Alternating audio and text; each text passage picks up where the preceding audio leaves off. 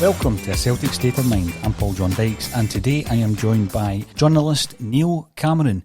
Neil assisted me during the promotion of the Celtic Smiler book and documentary, and also the Andy Lynch book. And it's been my intention to speak to him for some time. We finally got the chance over the telephone whilst we're both in lockdown. I hope you enjoy our discussion on all things Scottish football, and in particular, Neil's Celtic State of Mind. I've never hidden that I was a Celtic supporter. I just don't write it into my Motherwell Hearts Marks report. A, because it's unprofessional, and B, because that would obviously look a bit mad. I was a Celtic. I took over from Andrew Smith. He took over from Ian McGarry. So I was 25 when all I did was write about Celtic for the Evening Times. You can probably guess what team, because I come from Glasgow. You're going to support one another. I never really saw a massive problem with that. It does open you up to the fact if you do write, Rangers 0, 4 for 17, and you say, well, it was a bad day for you. You're only saying that because, and it gets into all sorts of ways. If you say, well, Celtic done really well, they're winning the Eurovision Song Contest. In the day they completed Krypton Factor. There's a couple of 1980s references that right up my street. Cultural references in there right away, which shows me my age.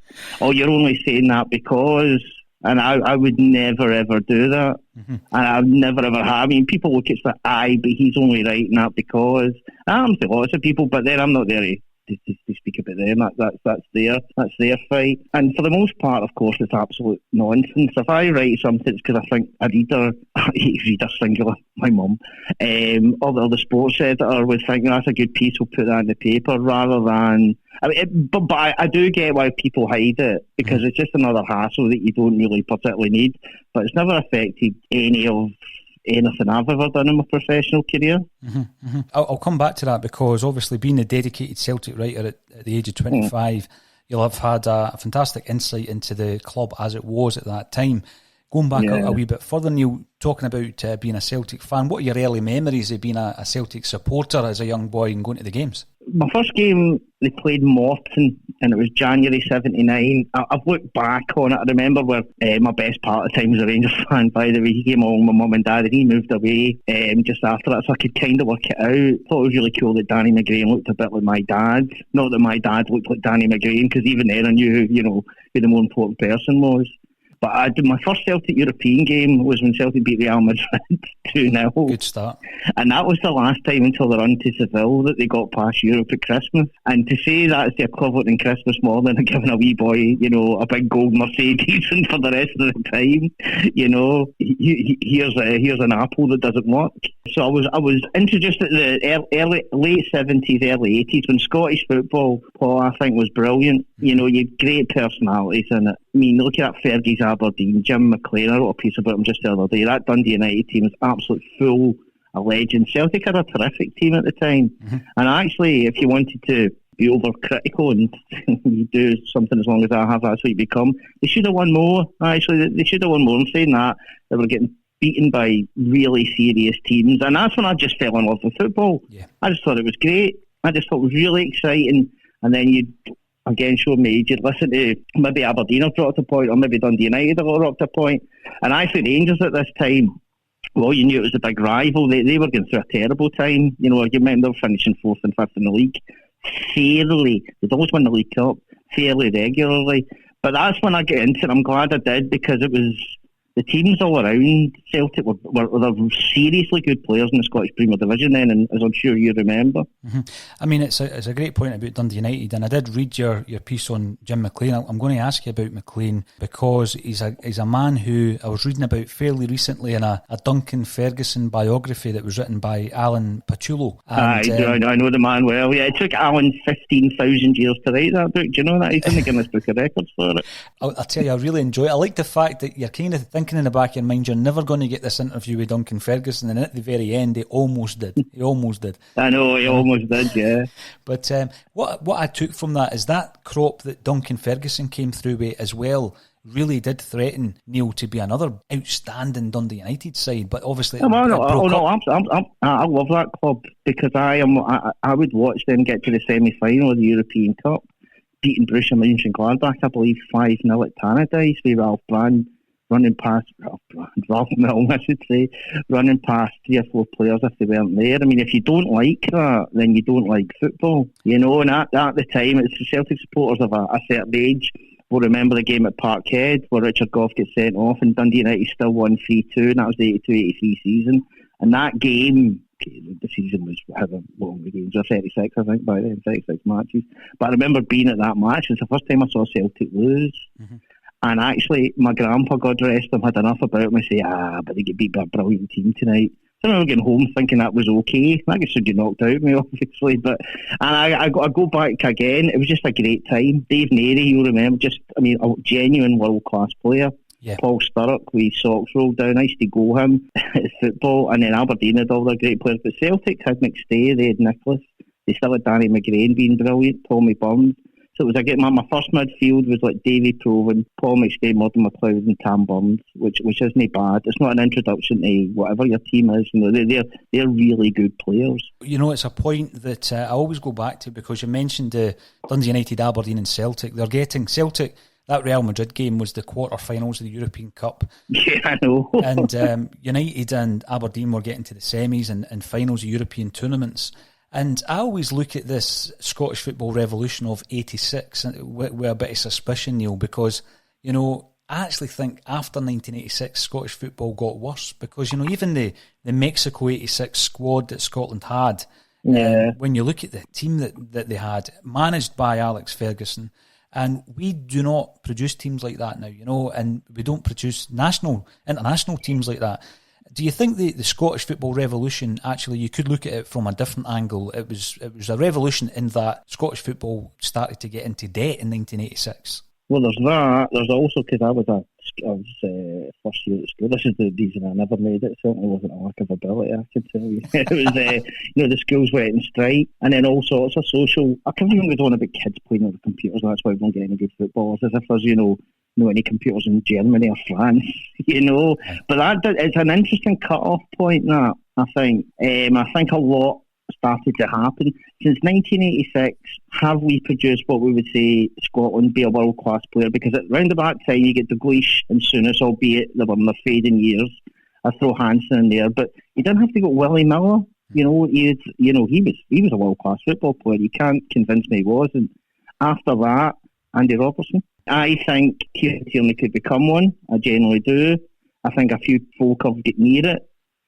John Collins and Paul Lambert going abroad and having huge success. And Steve Nicol was a great player. He won Player of the Year in England and thinking it was 88 or 89, whatever it was. But so we've had one or two, but it is one or two. And back then we had one or two that couldn't quite get in the Scotland team. And it is a fun, yes, teams did. As we're saying, teams started paying wages they couldn't afford to do. But also that happened down south as well. And that's why people left far quicker than they did, 3 or 4 years earlier. Mm-hmm. That 86 squad was something else. When you look at, you've mentioned Souness, and obviously at that time he was playing for Sampdoria. We had Stevie Archibald playing for Barcelona. Loads of players down south. Strachan at Man United. Stevie Nicol, who you mentioned, at Liverpool. You had McAvenny at West Ham, Sharp at Everton, Nicholas at Arsenal. Johnson never went. Mo Johnson, he scored those 2 goals against Spain. He didn't go to the World Cup. Alan Hansen didn't go to the World Cup. You begin to, if you look at the squad actually for the 1982 finals, how's that? I mean, that is a brilliant squad of players. And look who the manager was. We should have done more with that. Our bad luck, if you could call that, to run into that Brazil team in '82, they were just magnificent. I mean, they played a different sport. But I think it's a really interesting point in terms of Scottish football and what we're talking all these years ago, 34 years ago, are you saying? Yeah. And we haven't kicked on like it. I mean, we would beat Norway 4-0 all the time, or if we drew with Sweden, it'd be a bit of a shock, or just won 1-0. Now, you could go through almost every team in Europe, and we are at a level, or certainly the second favourites in any game. Mm-hmm. It's really quite sad, and I guess that's why, we always do the retrospective kind of stuff on a Celtic State of Mind as well. You mentioned somebody who gets mentioned far too often on this podcast, Maurice Johnston. Almost every week he gets a mention, Neil. Now, I wonder why. I was really interested. We'll jump forward a wee bit. I was really interested to hear when you actually got an opportunity to interview him fairly recently, Neil. What was your? I did it a couple of times. What was your experience with wee Mo? Well, the second time he was a bit under the weather, so I'm going to let him off with that. The first time he was brilliant. Well, we're in, I won't say, but we're in a well-known Glasgow nightclub during the day. And a nightclub during the day? Yeah, during the day, yeah, for the interview. It was a bit a Sky thing. And there's the bold Mo wandering through Glasgow, still without any socks on, rocking that 1987 look like only he can. Utterly not a care in the world, completely unrepentant what he did and why shouldn't he be. We've all got to make our own decisions. And I'm always reminded of the great When Only an Excuse Was Funny. I think it was like Cardinal winning Tony Roper was doing. He said, I always said Rangers should sign Catholics, but Diddy players, no really good ones. And that's what it felt like at the time. It wasn't like, well done breaking down this barrier. Celtic have just had one of the top 5 strikers in European football nicked from under their nose. I think that hurt more than anything. What I found of him, I've interviewed him on the phone a couple of times. I did him I worked for a freelance agency and we used to do all the testimonials. I think it was Alan McCoy's testimonial dinner. And I had a time to phone him. I think he might have been a Hearts at times. Absolutely brilliant with me. Absolutely. This kind of reviled character, just some bloke. But I mean, when you come down to see him, you do expect something a little bit different because it's the most famous transfer in the history of our game and ever for all sorts of reasons. And he seemed utterly untouched, unaffected by it. I don't know, maybe you'd have to ask him. I mean, I remember when he got into the Hampden Hall of Fame, what's his highlight? Well, and I quote him, the day we won the league by beating St Mirren and Hearts lost at Dens Park. You know, which there was a couple of rums in the room. But why wouldn't it be? Genuinely, he just wanted to, it was almost like what can I do to make myself the centre of attention almost? I'll go and join Rangers after saying I'll go join Celtic. But did you have him in the show, or would you ever have him in the show? It's a good question, and you know, there's a brilliant interview, and it's an interview absolutely worth having. You know, from a completely Celtic point of view, actually. Yeah, I agree with you, and I know that I would get a lot of stick for speaking to Maurice Johnston, as I did when I had an interview lined up with Paolo Di Canio, and quite a lot of people had a few things to say about that. You know, but that's airbrushing history, is it? No, though. It is. It's easy to get unless we've got Lubo Moravcik on the phone and he's really like Johan Mialbi and he's fantastic. Why get the it's more interesting to get the figures that you get more of a story out of why did Di Canio do what he did and what was happening there and why did Mo Johnson leave, all that kind of stuff. I find that far more interesting than somebody saying, yeah, Celtic great club, we fight like lions.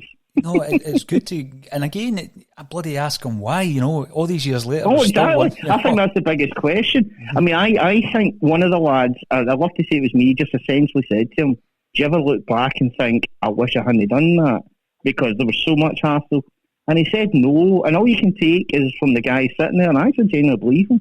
I genuinely believe he does not have any, he wouldn't have had it any other way. Some player though. I think Celtic at his best years, maybe in France, but I think Celtic at his best, he's a better player at Celtic than he was at Rangers for all sorts. There was a lot less pressure on him, there was a hell of a lot of pressure on him at Celtic. One of the best headerers of a ball I've ever seen. The only player in Celtic colours is better was Larsson. He had incredible move for, what was he, 5'8", something like that? He wasn't the tallest, absolutely brilliant in there. Well, I'm looking forward, Neil. I'm looking forward to the reaction to your suggestion there and the comments we might get on social media. So, well, you know, they might not like it, but I bet they'd listen in to it, you know. So yeah, absolutely. We did it's all about the figures online now these days, don't you know that? Tom Grant told a really interesting story from a kind of director's perspective on the Maurice Johnston transfer, and since then, you know, there's a few other people I'd like to speak to just to try and get a wee bit more information, Neil. So who knows? Who knows? I know, who knows? Get Bill McMurdo on and watch. I know where he lives. Get through the roof. I know where Bill lives. I could do that. With regards to your own career, I was reading there that you've covered over 1,000 games, and it all started at the National Stadium at the age of 19. Talk to us about your introduction to football writing. Well, I didn't do well at school, which you can probably tell by reading my writing. I had no education at all, but I a house of books and we get the Herald every day, or we get one of the English, so I wasn't just the tabs, although I love tabloid newspapers. And anyway, long story short, got myself a job as an office boy in the Evening Times, and it wasn't them, it was an agency that sent me to Hampden, Queen's Park, Arbroath. Honestly, I couldn't have been more nervous if I'd been playing myself. But I remember the wee guy came up and gave me a pie and a fern cake, and that can calm any situation down.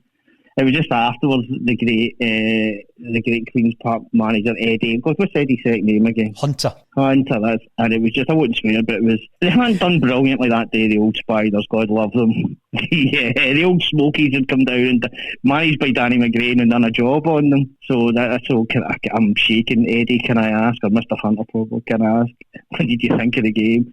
Thank you very much. Wondered the way going well. I'll never see the light of day. It was scary, intimidating, but you got to start somewhere. And it's you got to start. The amount of folk that say I could do your job no problem. Maybe they could. I'm not saying it's rocket science at all. But then you say, could you go along to a friendly game and give us 12 paragraphs from Hearts versus Reading? These weird games that you get in the summer. Aye. They just can't do it. They just can't do it. But you know what I would suggest is get half Jake before going. That always steadies the hand. I bet. I mean, you've already mentioned a Scottish footballing legend in Eddie Hunter, a man who I've been lucky enough to speak to, and I had the exact same experience as yourself, Neil, with regards to his yes. colourful language. But you mentioned Danny McGrain. Industrial language, I believe they call it these days. So I'll tell you what, the job he did at Queen's Park and the guys that speak hugely fondly of him, in his own wee way. Actually, Eddie is a legend of Scottish football, maybe not one of the big superstar names, but his contribution is huge. Oh yeah, absolutely. There's a great picture of him in Lesser Hampden back in the day with the big Buckter tracksuit and the sideburns and everything. He just looks, the image proper of 1970. Yeah, he's probably smoking at the time, you know what I mean? But no, fantastic. And there's a few other names that we'll go through as well. Neil, you mentioned Danny McGrain there. Now, he was at Arbroath around about the time where Celtic were going through their troubles and their takeover. Did you come before that happened or just after the McCann takeover? Well, no, I was a copy boy when all through 91 to 90. I was 91 to 93, then went to work for a local paper, which was just a bit too young, but still really, really good. So when they were going through all the troubles, that's when I was the biggest supporter I've been at Celtic, because I think it kind of reflects my personality a bit bleak, to be honest, trying to get worked up because Wayne Biggins is just signed for Celtic. Well, there you go. Mark it, he'll be shitting himself now, eh? It was grim. We've found the answer. No, I mean, again, and I'm sure Celtic supporters younger than us do roll their eyes and can't be on, but the club was an utter shambles. Yeah. An utter.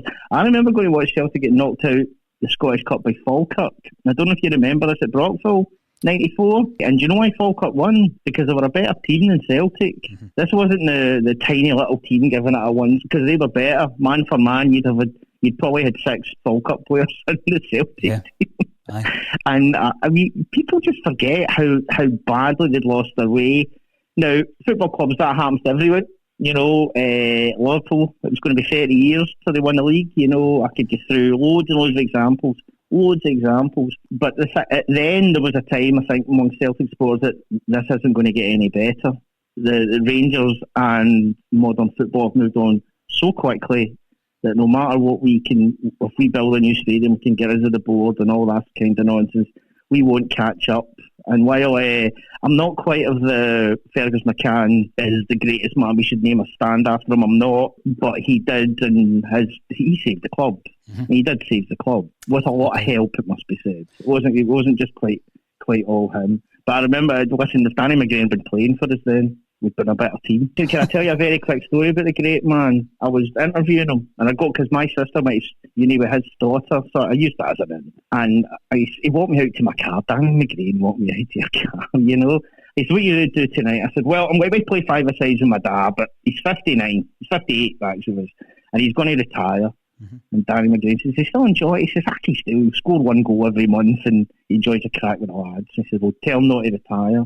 So, of course, I got up at the 5s that night saying, Danny McGrain's told you to retire, you've got to press on, so they got another year out my old man just because Danny told him, he was not only a brilliant player but a world class and as big a Celtic icon as you can get, a very, very nice man, I've always found him. Without a doubt, I've had the pleasure of speaking to him myself, Neil, and I totally agree with that. I mean, you're going through some great figures here in Scottish football, but you did mention Jim McLean, a man who done a remarkable job at Dundee United, now sadly suffering from dementia. And yes, I'm afraid it's been a few years, which is a real tragedy. It really is, and I know Chris Sutton is very vocal about the issues with ex-players and dementia. What do you think can be done? Can more be done by the PFA, for example, down in England to assist our ex-players who find themselves in this situation with this horrible illness? Well, God, it's awful. You watch Big Billy. Billy Neal doesn't die. Billy's not even a human being. He's above it all, almost.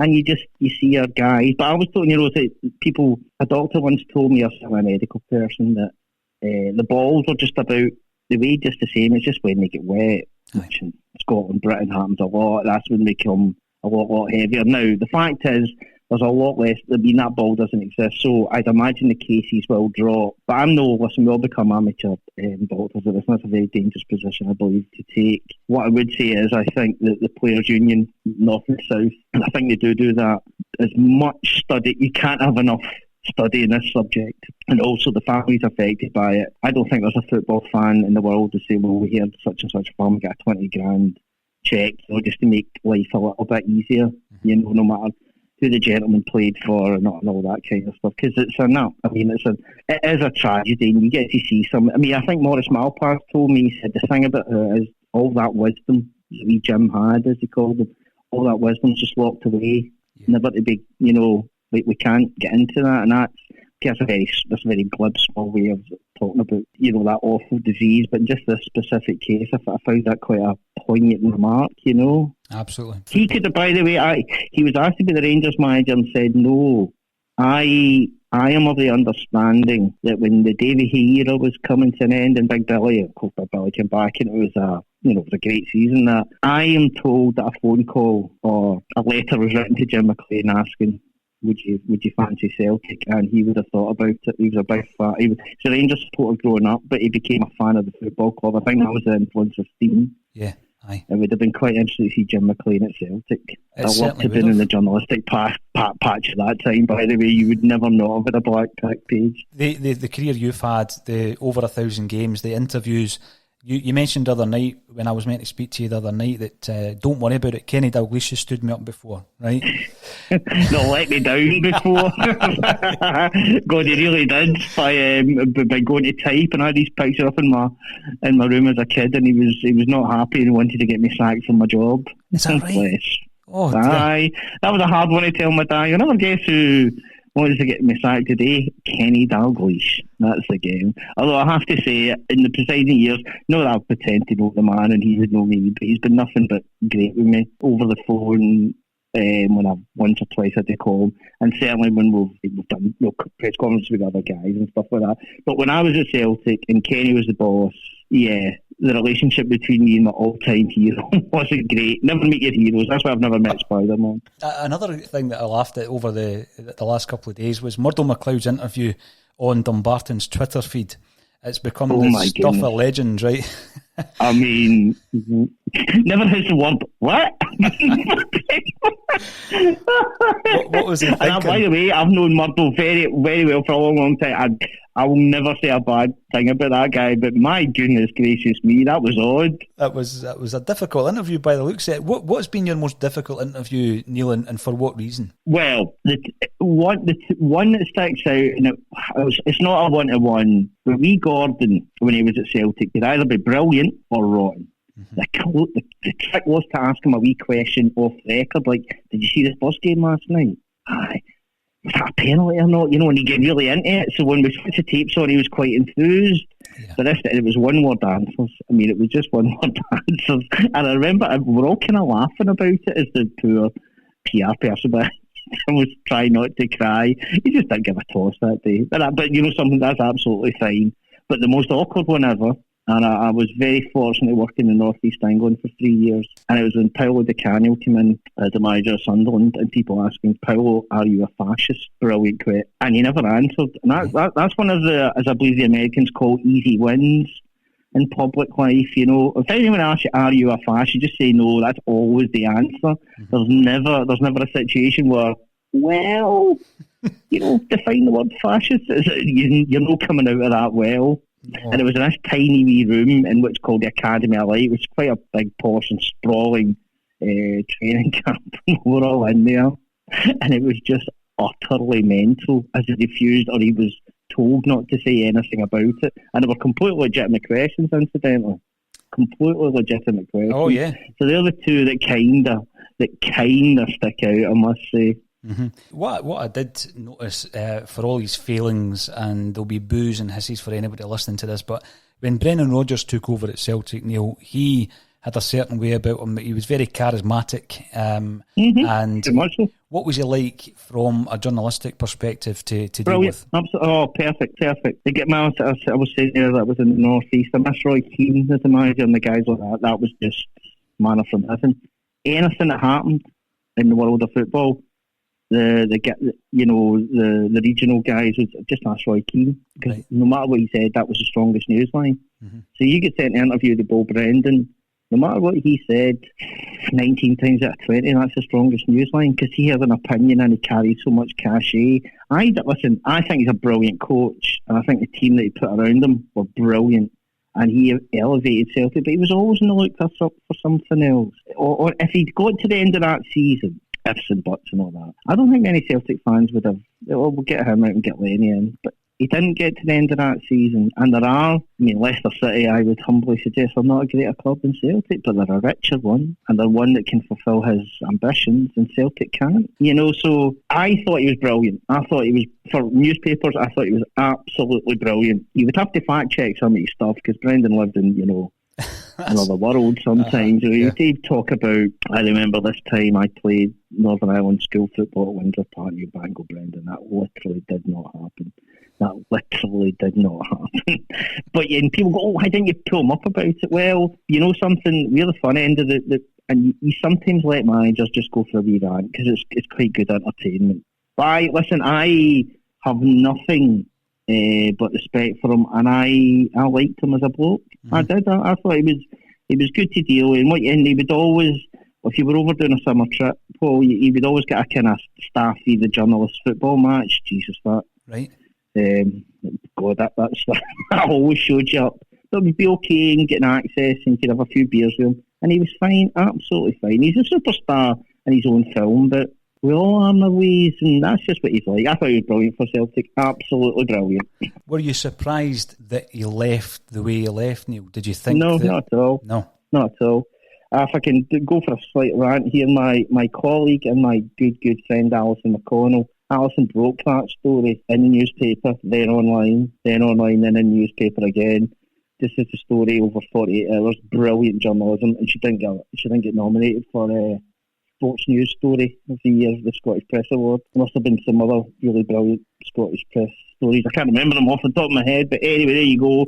When it all happened, surprise, yes. I thought that was his last season. Mm-hmm. But yeah, I'll put my hands up. Yeah, I was surprised that it all decided to go off. What was it? February, wasn't it? It was like mid-February, mid to late February. It was, just over a year ago. So I was surprised it happened then, but I'm not surprised it happened. And actually looking back, I was probably naive to be surprised that it happened when it did. But listen, how many times have you seen it around the globe? And there aren't that many good managers about. I genuinely believe that he is a good manager. So somebody like Leicester City are just going to go, look, we know you get this affection, but here you go, here's a massive cheque. Mm-hmm. Come and work for us. Yeah, and that's what happened. Absolutely. What do you think has changed in Neil Lennon if you compare the man now to his first stint as Celtic manager, Neil? I think he knows himself. I think he knows himself more. I think he trusts himself more. I'm 47 in a week and a bit, so Lenny will be 49, getting on to 50. Now, I think men mature at a very slow pace, but he, as a football man and a football manager, knows what he wants. He's at more ease of dealing with the corporate side of it, which he wasn't at the start. He's at more ease of dealing with people having a go at him. He's at more, which, by the way, is mostly Celtic supporters. And I think, over the last bit, and okay, we're now in strange, uncharted waters. Couple of dips. There you go, that's football for you. I think he's been brilliant. I think he's made Celtic a better team to watch. Absolutely. The players love him. I've watched over the last, when he's been in charge, some really, really great Celtic performances of the last 10 years or so.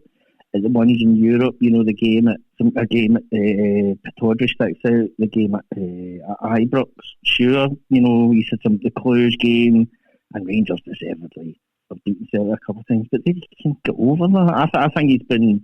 His change is a question, to be honest, Paul. I think he's going to have to ask him, who am I to say what's good for another man's head? But for knowing the man and from reading him, I think he's a lot calmer. And I think as most people listening to this podcast would concede, if you're calm, the decisions you make are more rational. Not saying they're all correct, but just the ones you make are more rational. And I, for example, think that the decisions he's making during games are far more positive than they were first time around. Although I watched him a lot of Hibs, you'd have seen that a lot of Hibs as well. Yeah. No, I think that's a fair assessment. I would agree with you as well, Neil. I've not spoken to him as often as you have, but that I think is a fair assessment. And you mentioned there about Celtic fans perhaps giving him a hard time or criticising him. The Celtic supporters are obviously influential, and one of the most influential parts of the fan base are the Green Brigade, and you've written about them in the past, Neil. And I always find it's a balance between the incredible work they do for charity and for the atmosphere of the ground against... Absolutely not. Big Matt, two massive pluses. Yep. Absolutely brilliant. Against the UEFA sanctions, it's always it's a balancing act between that. Some of it I think we need to grow up about. I do not get offended when I hear the Billy Boys. I wish it wouldn't be something, but I don't get offended by it. I more get offended by like Coldplay making money out of music together. That's just my thing. I think all these people are... Listen, I got... When I turned 30, which wasn't yesterday, my mates bought me 20 great Rebel songs and 20 great Loyalist songs as a bit of a laugh, right? So if the boys around would play it, it's the same tune. Some guy in Dublin's banging them off, by the way. But I don't like the songs about the Troubles. I don't like songs about the Provos. I know Northern Ireland pretty well, and the ones over there sing songs to think that it's all magnificent and marvellous and something to celebrate. So why it should be sung at Scottish football grounds, like, for example, in St Johnstone, at 12:10 on a Sunday, escapes me. And I think the sporting, a section of support really need to move on from that and catch up with the rest of us, genuinely. I don't think the Green Brigade do that much that bad, but when they do, my goodness gracious, there's a tape somewhere of me asking the Bull Brendan, did you see the flag that it seemed to have a paramilitary flavour to it, Brendan? Can you, the Linfield game? Yeah, aye. And I asked, this is absolutely true. There's a lad that I lived for many years. I don't know, I live in the Highlands now. And I lived in Mount Florida, and there was a young lad, a cracking guy, who was at least in the Green Brigade. I don't know, he seemed to know what was going on. And I said, they wrote this statement, if you remember, saying they're unapologetic, even though Brendan Rodgers, who grew up in Northern Ireland, said this was bang out of order. Unapologetic. I said, well, why didn't you name drop the manager, in your state? And he said, we wanted to leave him out of it. But they had him as a kind of IRA commander. How can you leave him out of it after bringing him so intrinsically into it? Mm-hmm. I just think that some of the stuff that people get upset about or offended about is nonsense, but some of the stuff's pretty easy to cut out and still have a cracking atmosphere in the stadium. I think it's easy to cut out. And what a question to pose to Brendan Rodgers as well, Neil. Fair play for doing that. Obviously, reading your articles recently, you had suggested that you were leaving the industry, and I've been reading over the last couple of weeks or so some new articles by yourself. Is this a Paul Scholes-esque return to the game? Are you back? No, not at all. What I did when I decided to leave the industry, as is the way things just now, you can get because of the papers are. I was offered, right, that's fine, you can go. Would you like to keep a column for a year in the Herald and Evening Times, which is the same thing now? And I've done that. So you probably got me to October, right? At the very, very most, and then I think I'll be cut. Right. How will the print media survive after that? as badly as it has. Yeah, it's looking I'm grim. still writing for it. So that's it. No, I'm absolutely out of it. I did it for probably a couple of years too long, and I don't regret it. I don't regret it at all. No, it sounds like you've had an incredible journey, Neil. But I think a lot of the time it must be difficult to have an opinion and air that view on social media because there's a toxicity of Twitter. I'm not on Twitter. I'm not on Twitter anymore. You can only get to the third. I hope your mother gets raped comment before it starts to get to you. Yeah. But also people were. I'm not even going to name them. But also people were bloggers and this, that, and the other, completely taking stuff out of context. Mm-hmm. And if you take anything out of context, you take Gandhi out of context, you can make him out to be a guy that goes in the pub every Friday getting pissed and try to get in a fight. Mm-hmm. You genuinely can. So saying, oh, you said this about Lee Griffiths, or you said this about this, you said this about sectarianism. Yeah, that's 2 paragraphs. But if you look at the whole thing, it gives you a little bit of context. It gives you every bit of context. And I thought, nah, can't be bothered. And there was people claiming to be journalists having a go at you, and really horrible things getting said. And I'm putting my hand up. I'm as hard as the next guy, and you get upset about it. And my mum and dad particularly got to hear, they said, did somebody say that? But you thought, right, I draw not in under this. You don't want your old mum sitting there thinking, wondering whether our Neil's going to be whatever this. Most of it's nonsense, and I know that, and I think everybody knows that. And into that, I'm hardly famous, but all my times that I've ever been recognised, if I got to a dozen, I think I was doing well. All joking aside, at Celtic Park at Iverson, no one's ever treated me with anything than respect, or, oh, you're the guy that writes for, anyway, blah, blah, blah, chat, blather, which we're much doing just now. Mm-hmm. Hand in heart, no one has ever come up to me at a football ground, recognised me and been violent towards me, which I have to say, what my colleagues can't boast. So I've had an easier shout than others, but the social media stuff, mental health wise, and I would say this to everybody, just stay off it, because it's, for a lot of people, it's the revenge for high school. Do you know what I mean by that? They were never quite in at high school, so they'll just sit and just hate people on Twitter because that'll make up for it. It can be very damaging, certainly. Yeah, I mean, one of the things you mentioned there about being attacked, obviously someone who was a colleague in the past from your previous journalistic career, Neil, was Jim Traynor, who was recently attacked in his street, and he's someone who was your boss for a decade. And when I was reading your article, you says you didn't like him. No, I don't. Do you know something? I'm going to put this, and this is by the way, I've got nothing to protect now, but I am also trying to be and one of the things about, I think, trained journalists is you go and make a statement. Mm-hmm. Although a lot of people have lied about my relationship with him, because he did, what was it called again, his PR agency? I can't even... Level 5? Level 5. I was in a 6th level. I was thinking, that's a Bruce Prick. It's a Bruce Willis film. Anyway, Level 5. Oh, you're in with... Nah, I don't have his phone number, and I don't speak to him, and that is for mental health reasons. Mm-hmm. I can't have him in my life. I wrote in the Herald, they subbed it out, I understand what they did, but I think I'll get away with saying this. I said I don't like him, and he knows why I don't like him. The idea that Jim Traynor's popular, he isn't. He isn't. And I've got my own problems with him. He was a brilliant journalist, right. And he made me a bit of money and sent me all over the world, Paul, but I wish that period of my life hadn't happened. And that was the best part of 10 years. Mm-hmm. Mm-hmm. Yeah, all the... Do you remember the first editions, which doesn't happen then? You get the first editions in the street? Yeah. Yeah, well, you got them, as I say, I lived in Mount Forder, so you got the first editions of the Record and the Sun would come out at the same time, and you'd race down to see if they had something that you didn't have, and knowing if they did, you were in for a bulletin the next day. Some of it's fine, some of it I signed up for, and a lot of it I didn't. But the people who write blogs, all these idiots, who have never met me, who wouldn't say boo to me if let's be honest, I say, oh, you can't get your stuff off Jim Traynor. Rest assured, I never have and never would.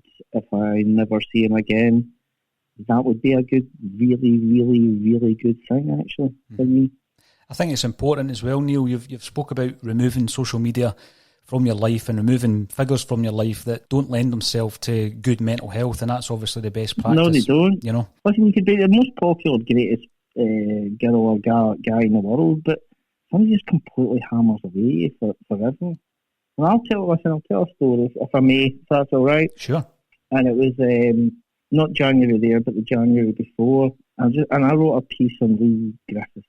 Now, we all know Lee, and I like Lee, incidentally. But then he appears at Newcastle Racing after being explicitly told by the club to stay inside, right? Mm-hmm. And I wrote a critical column about it, but not without love and respect and affection. But of course, they all jumped on it and said because I had said that so many people had told Lee Griffiths to, what was the phrase I used, nip the heat. I can't even remember what it was. Screw the heat. Mm-hmm. I think it was. Oh, that should make him joke about his mental health. Nah, that's a colloquialism. The very next day, Brendan, I'm going to ask you to put two and two together here because we're on Dubai together. So I wrote my column saying that Lee Griffiths is fine. He's miles behind where he should be, and certainly with the way Celtic are supporting him, he should not be in a gambling environment. Mm-hmm. That I think that's a fair enough comment.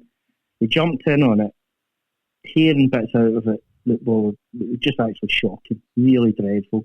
And the next day, Brendan Rodgers said absolutely everything I said. Do the math. Do you know what I mean by that? Oh yeah, yeah. So, and I thought it would be a bit obvious, but Lee's been fine with me, and his representatives have been fine. Celtic were brilliant with me after it, but it's okay. That doesn't get you people really putting horrible things into you online. But they're either stupid, which is fine, because I'm hardly as bright as one myself. But it's mostly vindictive.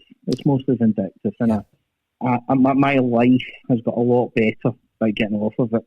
And but journalists need it, but I don't think you need to go in there right on it at all, I'd have to say. I'm delighted to hear that, and Neil, all I can say is you've always been very helpful to me through the documentary and a couple of my books that came out, so fair play to you for assisting me, and thanks for that. Still waiting for the payment that was promised for that. We're 350 grand, but anyway, maybe we'll end this conversation and we can go back to that. Once we get out of this coronavirus, we can have a wee chat about it, right? Very fine. I'll buy you some Pakora in a can. That'll do me. Absolutely. A wee red wine. Listen, Neil, it's been an absolute pleasure. You keep... No, not at all. Listen, no, any time. I really enjoyed that. The one thing, listen, I would say at the end of it, and I know I love a conspiracy. Honest to goodness gracious me, but the idea in 2020, when the vast majority of people working, particularly the sports and the newspapers, are working class, as we call ourselves working class, they might be just one wage away from, being done. The idea that they're sitting conspiratorially trying to get against any club is a nonsense, because in that way, beckons on employment. Nobody wants that. No, by the way, there's papers you can like, there's journalists you can like. Have all of that. It's absolutely brilliant. But please believe me, if I had been part of a conspiracy, I haven't made a lot of money out of it, or to put it another way, none at all, which disappoints me. I could be doing it. Listen, Neil, I've really enjoyed this. Let's do it again once we get through this. Oh no, absolutely no at all. Listen, stay safe everywhere, and let's hope when the football season starts again, we all realise how much we've flaming missed it. I know. Listen, stay safe yourself. Take care. I will do. You too. All the best to you. Thank you, Neil. Thank you.